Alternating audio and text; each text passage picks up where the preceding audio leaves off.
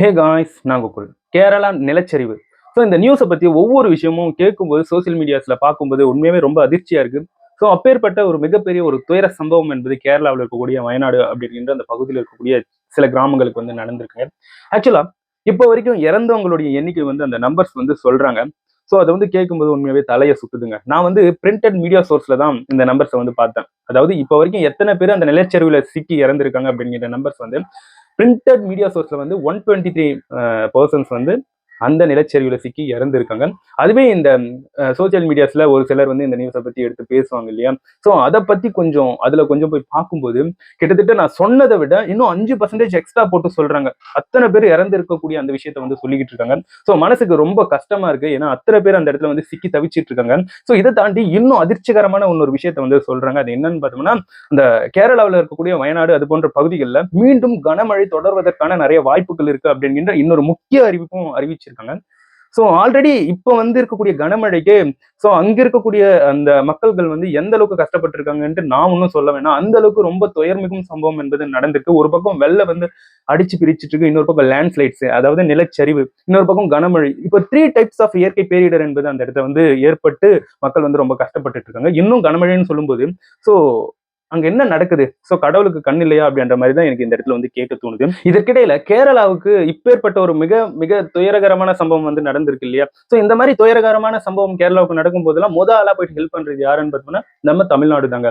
இப்போ தமிழ்நாட்டு சார்பாக நிறைய ரெஸ்கியூ பண்றதுக்கு டீம்ஸா இருக்கட்டும், காசா இருக்கட்டும், நிறைய உதவிகள் வந்து நம்மளுடைய தமிழ்நாடு அரசு சார்பாக இப்போ கேரளாவுக்கு வந்து அளிக்கப்பட்டிருக்கு. நம்மளுடைய மீட்பு குழு கூட அந்த இடத்துக்கு சென்று நிறைய மீட்பு பணிகளை வந்து மேற்கொண்டுட்டு இருக்காங்க. இதை வந்து கேட்கும்போது உண்மையாவே ரொம்ப பெருமிதமா இருக்கு. நம்ம வந்து இந்த இனத்தை கடந்து மொழியை கடந்து மனிதர்கள் அப்படிங்கிற ஒரு விஷயத்துல வந்து ஒன்றிணைகிறோம் பாத்தீங்களா? அது வந்து நம்ம இந்தியாவில் இருக்கக்கூடிய அனைத்து மக்களும் தான் இந்த இடத்துல வந்து பொருட்படுத்தி பேசுறேன். அந்த அளவுக்கு நிறைய பேர் வந்து இப்ப அந்த இடத்துல போயிட்டு ஹெல்ப் பண்ணிக்கிட்டு இருக்காங்க. அதெல்லாம் என்னால வந்து பார்க்க முடிஞ்சுது. அதே சமயத்துல நம்மளுடைய இந்திய அரசு இருக்கு பாத்தீங்களா, ஆல்ரெடி ஒரு ஆர்மி ஃபோர்ஸ் வந்து அந்த இடத்துல வந்து அனுப்பிட்டாங்க. நிறைய ரெஸ்கியூ டீம்ஸ் வந்து அந்த இடத்துல வந்து அனுப்பி வச்சிருந்தாங்க. என்டிஆர்எஃப் டீமா இருக்கட்டும், அது போல நிறைய ரெஸ்கியூ டீம் அந்த இடத்துல வந்து இறங்கி வேலை பார்த்துட்டு இருக்காங்க. இதற்கிடையில இப்போ செகண்ட் ஃபோர்ஸ் நம்ம இந்திய ராணுவம் வந்து இப்போ 2ஆம் முறையாக இன்னமும் ராணுவ வீரர்கள் வந்து அந்த இடத்துல வந்து அனுப்பி வச்சிருக்காங்க.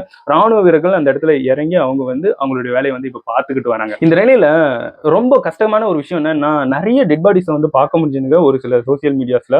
அதெல்லாம் பார்க்கும்போது உண்மையாவே மனசுக்கு ரொம்ப ரொம்ப ரொம்ப கஷ்டமா இருக்கு. இப்படி ஒரு கோரமான ஒரு சம்பவம் நடந்திருக்கு. இந்த கடவுளுக்கு கண்ணுதான் இல்லையா, இத்தனை பிஞ்சு குழந்தைங்க கூட இறந்து போயிருக்கு அப்படிங்கிற ஒரு கஷ்டம் தாங்க.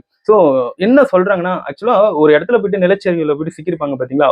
அது போன்ற இடத்துல போய் மீட் எடுக்கும்போது ஒரு இடத்துல வந்து 19 பாடிஸ் வந்து கிடைக்குதாம். இன்னொரு இடத்துல வந்து 26 பாடிஸ் வந்து கிடைக்குதாம். இதெல்லாம் கேட்கும்போது ஏதோ நம்ம வந்து மீன்கள் இறந்து கிடக்கலங்க, மனிதர்கள் அங்க அந்த இடத்துல வந்து டசன்ஸ் கணக்கா கிடைக்கிறாங்க. அப்படி இருக்கும்போது ஒரு ஃபேமிலியில வந்து 4 பேர் இருக்காங்கன்னா அதுல வந்து 2 பேர் வந்து மீட்டெடுக்கப்பட்டிருக்காங்க. அவங்க வந்து வெளியே வந்து கதறக்கூடிய அந்த கதறல்கள் இருக்கு பாருங்களேன். கண்டிப்பா கண்ணுல இருந்து கண்ணீரை மட்டும் இல்லைங்க, அப்படியே நம்மளுடைய மனசுல இருந்து ரத்தத்தை கூட உற வைக்குது. அந்த அளவுக்கு அவங்களுடைய கதறல்கள் வந்து இருக்குங்க.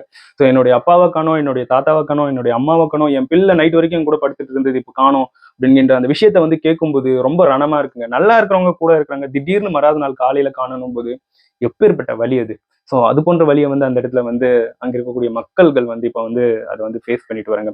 நிறைய இந்த வாய் இல்லாத ஜீவன்களை வந்து காப்பாற்றக்கூடிய சில பணிகளும் அந்த இடத்துல வந்து நடந்துகிட்டு இருக்கு. உண்மையாவே அந்த மதமென பிரிந்தது போதும், இனமென பிரிந்தது போதும், மனிதம் ஒன்றே தீர்வாகும் அப்படின்ற அந்த வார்த்தைக்கு வந்து அர்த்தம் இப்போ அந்த இடத்துல வந்து நடந்துகிட்டு இருக்கு.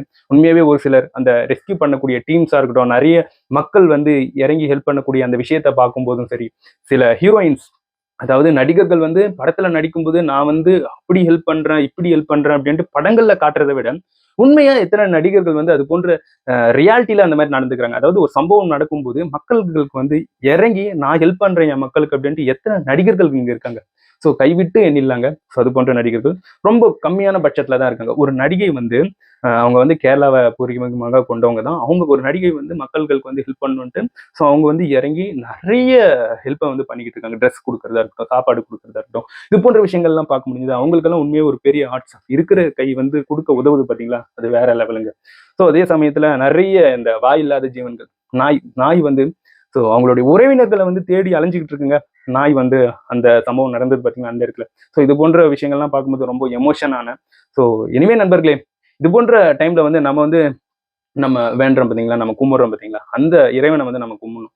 இந்த கோர சம்பவம் வந்து திருப்பியும் நடக்கக்கூடாது. உயிரோடு இருக்கிறவங்களை வந்து பத்திரமா மீட்டு எடுத்துடணும் அப்படின்ற ஒரு விஷயத்துக்காக கண்டிப்பா நம்மளுடைய கடவுளை வந்து நம்ம வந்து பிரார்த்தனை பண்ணணும். So pray for Wayanad. அதே சமயத்துல இயற்கையை வந்து எதிர்த்து மனிதனால ஒண்ணுமே பண்ண முடியாது அப்படிங்கிற ஒரு விஷயத்த வந்து இயற்கை அப்பப்போ நம்மளுக்கு வந்து புரிய வைக்குதுங்க. ஸோ ஹெவி ரெயின்ஃபாலால எத்தனை பிரச்சனைகள் வந்து மனிதர்கள் நம்ம வந்து சந்திச்சுட்டு வரோம் பாத்தீங்களா? ஸோ நமக்கு கூட சில பிரச்சனைகள் வந்து இருக்குங்க. ஏன்னா நமக்கு மழை வந்தா சென்னை சிட்டில எந்த அளவுக்கு ஃப்ளட் வந்து ஏற்படும் அப்படிங்கிற ஒரு விஷயம் வந்து நம்மளுக்கு தெரியும். ஏன்னா அந்த அளவுக்கு இப்போ வந்து மழை என்பது ரொம்ப அதிகமா பொழிஞ்சிட்டு இருக்கு. ஸோ சென்னை சிட்டில இப்போ வரைக்கும் நிறைய பணிகளை வந்து மேற்கொண்டு அதை வந்து சால்வ் பண்ணிட்டு தான் வராங்க. ஸோ நமக்கு வந்து வரக்கூடிய காலகட்டம் என்பது மழை காலகட்டம். இது போன்ற தாழ்வான பகுதியில் இருக்கிறவங்களும் சரி, எல்லாருமே ஜாக்கிரதையா இருந்துக்கோங்க. இப்பவே மழை காலத்துக்கு எதிர்கொள்ளக்கூடிய சில விஷயங்களை வந்து இப்பயே பண்ணி வச்சுக்கோங்க.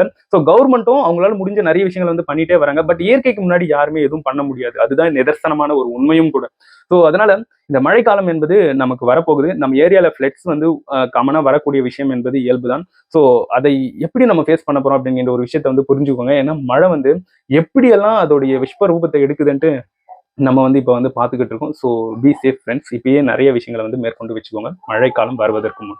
ஸோ நான் வந்து உங்கள அடுத்த வீடியோல பார்க்குறேன். இத்துடன் உங்களிடமிருந்து விடைபெறுவது நான் உங்கள் கோகுல். பாய்.